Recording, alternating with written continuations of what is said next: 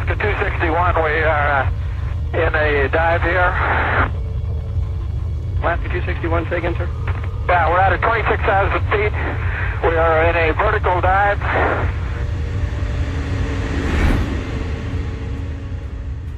Alaska Airlines Flight 261 is falling from the sky. Both pilots exert all their strength to pull back on the control columns, fighting to level the aircraft as it's rapidly losing altitude. Screams echo through the cabin as the aircraft dives towards the ocean. Passengers experience intense G-forces and loose objects fly upwards, hitting the ceiling. After descending approximately 7,000 feet in just 80 seconds, the crew manages to arrest the rapid descent, leveling the aircraft at around 24,000 feet. However, the problem that caused the dive is far from resolved, and another freefall looms. The situation is dire, with the crew physically exhausted and the aircraft barely controllable. Can the pilots prevent another dive toward the Pacific Ocean and manage to land the aircraft safely? This is the story of Alaska Airlines Flight 261. Hello everyone, welcome to today's video. As you've seen in the intro, pilots experience a ton of stress and pressure to perform well and get their passengers safely to their destination. But it doesn't take the responsibility of being a pilot to feel overwhelmed by the stresses of life. Everyone has stresses at work or in their personal life that can pose challenges. If you're going through a tough time and feeling overwhelmed, know that you're not alone and that there is help available. This is where BetterHelp, the sponsor of today's video, comes in. BetterHelp is an online therapy platform that makes it easy and convenient to connect with a licensed therapist from the comfort of your own home. They have a wide network of over 30,000 therapists so that you can find the right match for your needs and preferences. With BetterHelp, you can have therapy sessions via phone, video chat, or even messaging, whatever works best for you. If you're not satisfied with your therapist, you can easily switch to a new one at no additional cost. Taking care of your mental health is just as important as taking care of your physical health, and BetterHelp makes it accessible and affordable. If you're interested in giving therapy a try, go to betterhelp.com/aircrashinvestigation or select Air Crash Investigation at sign up for a special discount off your first month of therapy. Don't wait until stress and anxiety have taken over your life. Reach out for help today.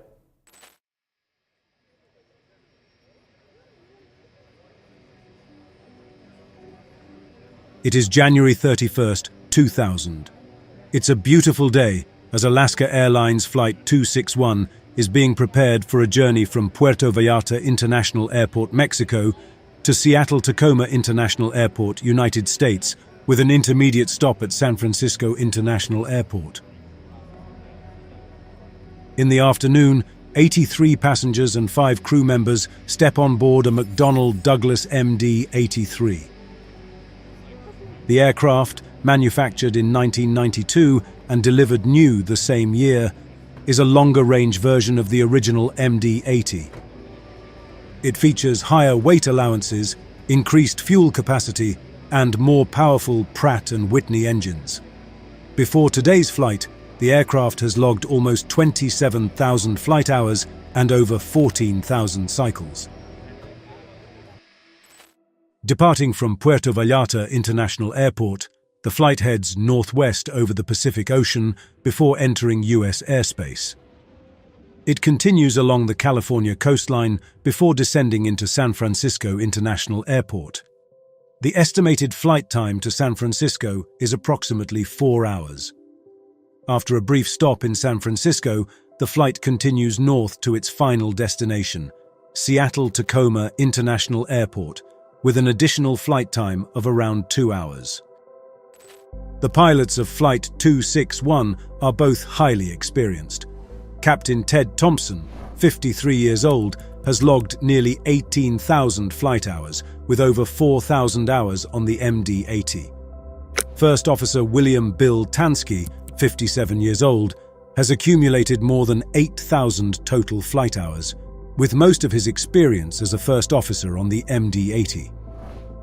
Thompson has flown for Alaska Airlines for 18 years and Tansky for 15. Both pilots have spotless safety records and previous military experience. Thompson in the US Air Force and Tansky in the US Navy. 3 Seattle-based flight attendants complete the 5-person crew. Despite its crew's experience and dedication, Alaska Airlines faced significant operational and financial challenges in the year 2000.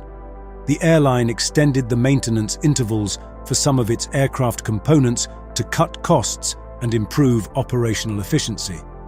By reducing the frequency of inspections and servicing, they aim to keep their fleet in the air longer, maximizing revenue and minimizing downtime. The Federal Aviation Administration, or FAA, even approved these extended intervals, giving the airline confidence in their new maintenance schedule. However, what seemed like a strategic move for efficiency would soon reveal unforeseen challenges that would test the very limits of their operations.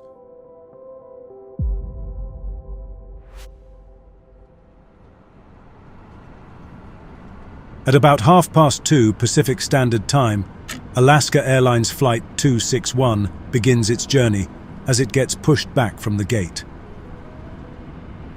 The pilots start the engines and taxi towards the runway. The weather conditions are ideal, with light winds and clear skies. After a short taxi, the first officer positions the aircraft on the runway, and seconds later, the crew receives clearance for takeoff. The first officer moves the thrust levers forward, and they accelerate down the runway, lifting off shortly after.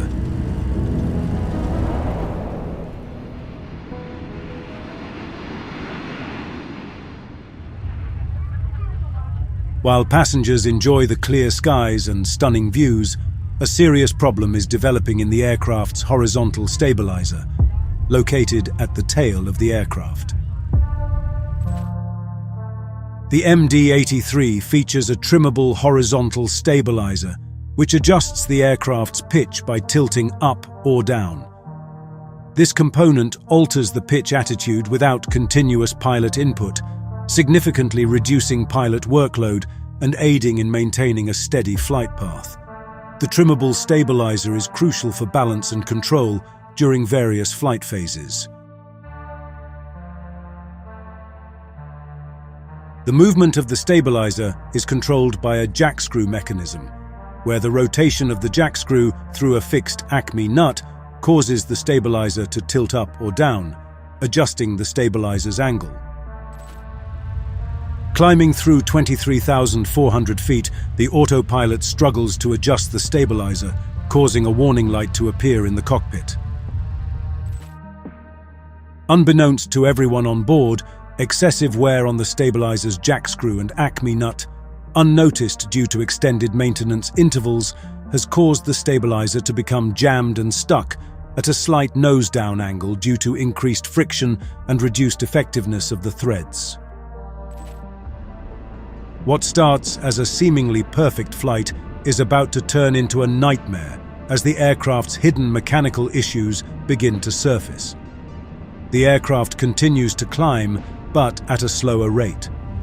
The pilots decide to manually control the aircraft and disconnect the autopilot, requiring up to 50 pounds of force on the control columns. Despite the increasing difficulty, they reach their cruising altitude of 31,000 feet, and the amount of force needed on the control columns is slightly reduced to about 30 pounds. For the next 2 hours, the crew wrestles with the unresponsive stabilizer. They attempt a variety of methods to regain control. Initially, they try using the pickle switches, which operate the electrical motors in the tail, but these prove ineffective. Next, they attempt to use the longitudinal trim handles, commonly called suitcase handles, and even operate both mechanisms simultaneously. Unfortunately, these efforts do not yield any results. The crew then switches to the alternate trim system, which relies on a different motor. However, this system also fails to move the stabilizer. They check the circuit breakers, hoping an electrical fault might explain the issue, but all breakers are in their normal positions. Despite their persistent efforts, the stabilizer remains stuck at 0.4 degrees nose down, leaving the pilots to exert substantial manual force to maintain control of the aircraft. At 3:46 p.m., they re-engage the autopilot, hoping for relief. But the problem persists. As they continue troubleshooting, the flight crew becomes increasingly aware of the seriousness of the situation. Captain Thompson and First Officer Tansky coordinate their efforts, referring to their checklists. Despite their experience, the unresponsiveness of the horizontal stabilizer creates a significant challenge. The stabilizer, still stuck at a slight nose-down angle, forces the pilots to exert considerable manual force to keep the aircraft level. Despite their efforts using the primary and alternate trim systems, the stabilizer remains unresponsive. Each attempt to adjust it results in no movement, hinting at a deeper mechanical issue that the pilots have yet to fully comprehend. Unbeknownst to them, their attempts to fix the system only worsen the situation. They will soon come to realize the full extent of this critical failure. In another effort to resolve the issue, the pilots contact Alaska Airlines Maintenance Control in Seattle. They report the jammed horizontal stabilizer and discuss the possibility of diverting to Los Angeles International Airport. The conversation is tense, with the captain emphasizing the need for a safe landing. The maintenance team suggests several troubleshooting steps, but nothing resolves the issue. Maintenance Control asks why the pilots prefer Los Angeles over San Francisco. The captain explains that Los Angeles typically offers better weather conditions, which could be critical for a safe landing given their control issues. He mentions that dry runways and favorable wind conditions make it a safer choice than San Francisco, where rain and wind might complicate the landing. Despite the captain's clear preference for safety, the dispatcher mentions the operational flow at Los Angeles, hinting at potential delays. The captain, frustrated by the focus on scheduling rather than safety, emphasizes the severity of their situation. They decide to divert to Los Angeles, prioritizing the well-being of everyone on board. Around 4 o'clock, a mechanic from Alaska Airlines' LAX maintenance facility joins the radio communications, asking if the crew has tried the primary and alternate trim systems. The captain confirms they have, but with no success. He describes how the primary trim motor causes a spike in the electrical load, indicating that the motor is trying to work but is obstructed by something. Meanwhile, the alternate trim motor shows no response, further complicating their situation. After the conversation with the mechanic, the captain decides to disengage the autopilot once more, hoping to manually adjust the stabilizer. A clunk is heard as soon as the autopilot is turned off, followed by 2 faint thumps. At this moment, the jack screw mechanism that controls the horizontal stabilizer fails completely. The worn threads of the Acme nut can no longer hold the jack screw in place, causing the stabilizer to shift abruptly from a slight nose-down position to a full nose-down angle. The sudden shift in the stabilizer angle forces the aircraft into a sharp dive. Inside the cockpit, the pilots struggle to regain control, battling against the overwhelming downward force as the aircraft's nose remains pitched downwards aggressively, creating a terrifying situation for everyone on board. The passengers continue to experience intense G-forces as the aircraft plummets towards the ocean and loose objects in the cabin fly upwards, hitting the ceiling. Center Alaska 261, we are in a dive here. Alaska 261, say again. Vertical pitch. Alaska 261, say again, sir. Yeah, we're at 26,000 feet. We are in a vertical dive. Not a dive yet. but we've lost vertical control of our airplane. Latitude 261, roger. The scene is chaotic, with alarms sounding and the pilots working urgently to stabilize the aircraft. The pilots must now exert extraordinary effort to counteract the mechanical failure and bring the aircraft back to level flight. They deploy the speed brakes in an attempt to slow the aircraft down, and with all their strength, pull back on the control columns with up to 140 pounds of force. 80 seconds after the dive started, the pilots managed to arrest the rapid descent, leveling the aircraft at approximately 24,000 feet. However, the horizontal stabilizer remains jammed in a nose-down position, requiring continuous effort to keep the aircraft from diving again. The situation is dire, with the crew physically exhausted and the aircraft barely controllable. 261, we're at 24,000 feet, kind of stabilized. We're slowing here, and we're going to do a little troubleshooting. Can you give me a block between 20 and 25? Latitude 261, maintain block altitude by level 200 through by level 250. Last 261, we'll take that block, we'll be monitoring the fleet. Realizing the extent of the problem, the pilots request a block altitude from air traffic control, allowing them to operate between 20,000 and 25,000 feet without worrying about other aircraft. This altitude buffer provides some safety margin as they continue troubleshooting. The stress in the cockpit is intense, with the pilots exchanging urgent clipped commands.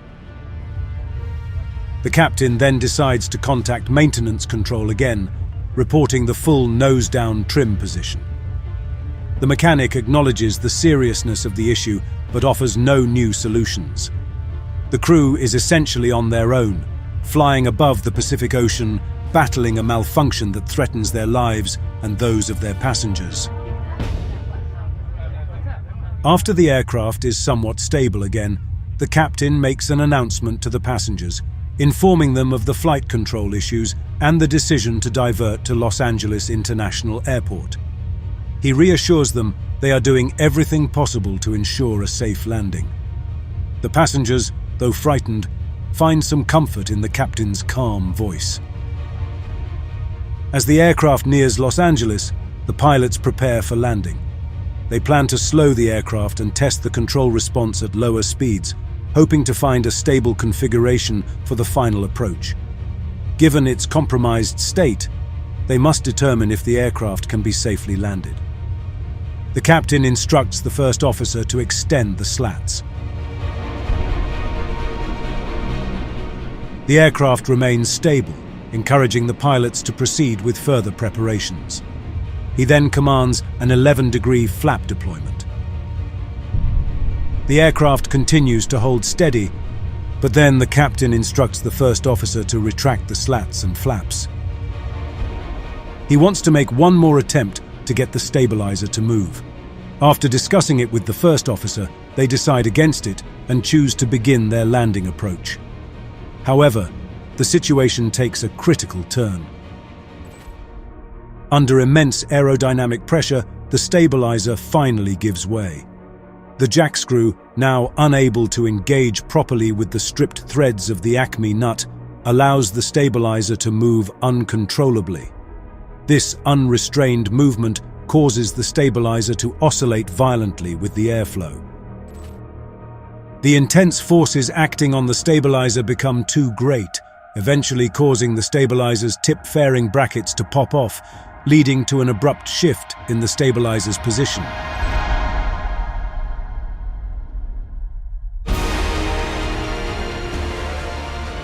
The aircraft pitches violently nose down, entering another steep dive. Now fighting against gravity and a compromised aircraft, the pilots struggle to regain control. In a desperate move, the captain decides to invert the aircraft, hoping that flying upside down will give them a chance to stabilize the pitch. The maneuver works temporarily, with the aircraft's nose rising. But the structural damage and extreme forces make it clear that this solution is not sustainable. As the aircraft speeds towards the ocean, the pilots make one last effort to save their aircraft. They attempt to roll the aircraft back to an upright position, but the intense forces and mechanical strain cause the situation to worsen. The engines, now struggling to cope with the extreme angles and airflow disruption, start to stall. The aircraft loses power and, with it, any remaining control. Despite the pilot's best efforts to correct the aircraft's orientation, the control surfaces are unresponsive, and the aircraft remains inverted. The pilots execute a series of commands in a final bid to regain control. They push and roll, trying to right the aircraft, but the forces are too great. With each passing second, the ocean looms closer as the aircraft's speed increases. Ultimately, the first officer makes a mayday call, but does not transmit it over the radio. After trying everything they can, the aircraft impacts the water at approximately 4:21 in the afternoon.